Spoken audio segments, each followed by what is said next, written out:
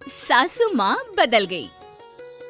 कहानी उस घर की है जहाँ बहू और बेटी को एक माना जाता था, लेकिन फिर अरे शिखा बेटा, तू रसोई में क्यों घुसी रहती है?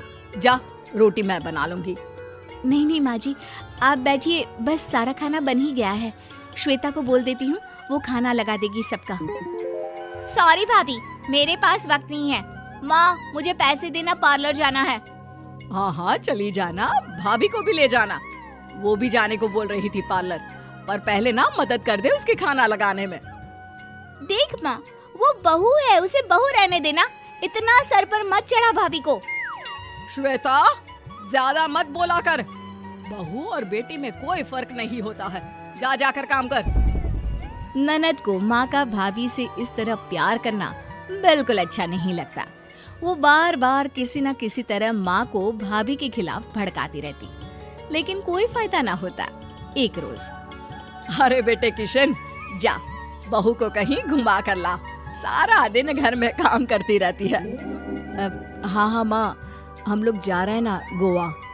अच्छा जी, भाभी ने तो हमें बताया भी नहीं।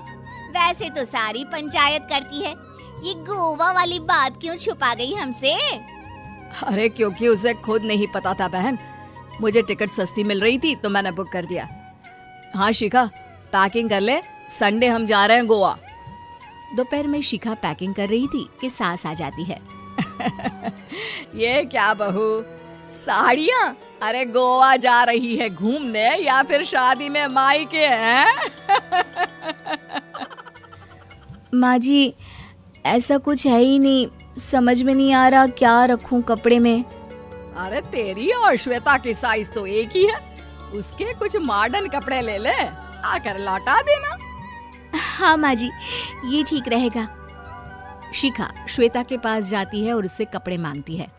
ना जी ना, मैं अपने कपड़े ना दूं, वैसे भी फैल जाएंगे मेरे कपड़े, बहुत महंगे वाले हैं। शिखा मुंह लटकाकर कमरे में आ जाती है तो सास कहती है, चल तैयार हो जा, तुझे मैं शॉपिंग करा कर लाती हूँ गोवा की।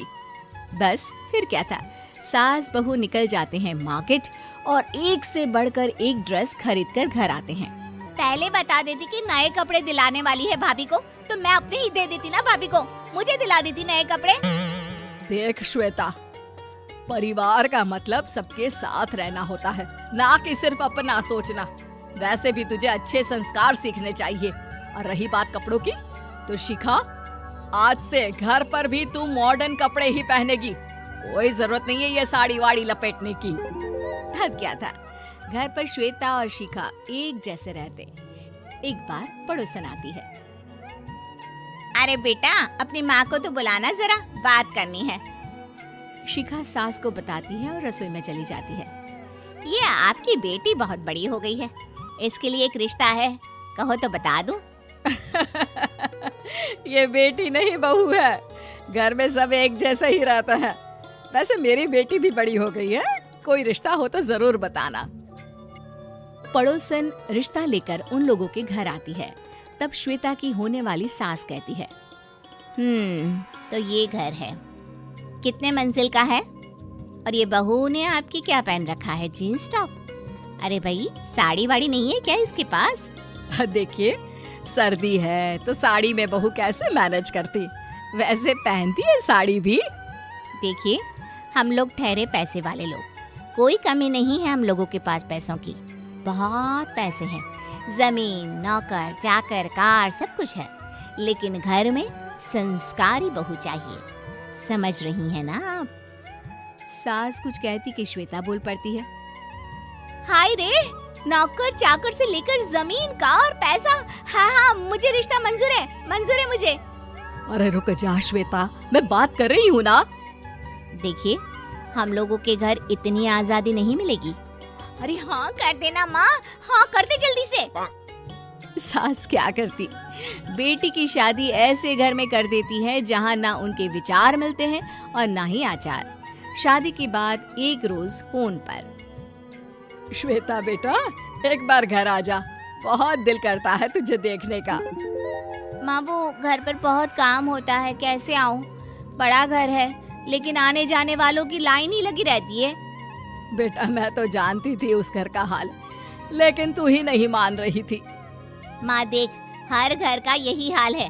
तेरी बेटी को यहाँ घूंघट हटाने की परमिशन नहीं है और एक तरफ भाभी स्कर्ट पहनकर घूम रही है। बेटा मुझे क्या पता था कि मेरी बेटी को ससुराल के नाम पर पिंजरा मिल जाएगा। अच्छा माँ, फोन रखती हूँ, सास को गर्मा गर्म रोटी खिलानी है। तुम लोगों की तरह नहीं कि एक रोटी बनाओ, एक सब्जी बनाओ, फिर सारा दिन फ्री होकर घूमो। सास फोन तो रख देती है, लेकिन सोच में पड़ जाती है कि एक तरफ बेटी जिसे कोई आजादी नहीं, वहीं दूसरी तरफ बहू जिसे देखकर लगता ही नहीं कि उसकी शादी भी हुई है। अगले रोज। शिखा, अरे ओ शिखा। हाँ माँ, क्या हुआ? कुछ चाहिए आपको? मैं जिम जा रही थी। जिम के कपड़ों में बहू को देखकर सास को घूंघट में अपनी बेटी का ख्याल आता है। देख बहू, घर में बहू की तरह रहा कर। इतने टाइट कपड़े पहनकर जिम जाना पसंद नहीं मुझे। जा जाकर रोटी बना। रोटी? माँ अभी तो शाम की 6 बजे हैं, इस वक्त रोटी? अब क्या मेरे खाने पीने पर भी पहरा है? अरे जब मर्जी तब मैं अपने घर में खा भी नहीं सकती क्या? बहू को अजीब लगता है। वो समझ नहीं पाती कि जो सास कल तक इतनी सपोर्टिव थी, उन्हें अचानक से क्या हो गया। वो किचन में जाती है, गरम रोटी के साथ 2 तरह की सब्जी, रायता, सलाद सब लेकर सास के पास आती है। माँ जी, खाना। इतना सारा खाना? राक्षस समझा है क्या मुझे? रोटी मांगी थी मैंने गर्मा गर्म बस। पर माँ जी, रोटी खाती किससे आप? सब्जी तो बनानी थी ना। अरे भूख मर गई मेरी तेरी बहस से। जा जाकर काम कर, अंदर पूरी रसोई साफ कर। बहू अंदर चली जाती है। थोड़ी देर में श्वेता घर आती है। अरे शिखा, जल्दी से चाय ला, पकवान बना, मेरी बेटी आई है। अरे नहीं नहीं माँ, ड्राइवर बाहर खड़ा है। मैं तो घर का कोई सामान खरीदने के बहाने यहाँ आ गई हूँ, मुझे जाना होगा। अरे बेटा, पर कितने दिनों बाद देख रही हूँ तुझे, रहने आ जाना 2-4 दिन के लिए। आ जाऊंगी माँ, जब मेरी सास मरेगी तब। मैं तो रोज मन्नत मानती हूँ कि मेरी सास मर जाए तो अच्छा है। अच्छा चल, जा रही हूँ माँ। हे भगवान, कैसे कैसे दिन देखने पड़ रहे हैं मेरी बेटी को। सास अंदर जाती है, जहाँ श्वेता की जिम वाली सहेली का फोन आया होता है।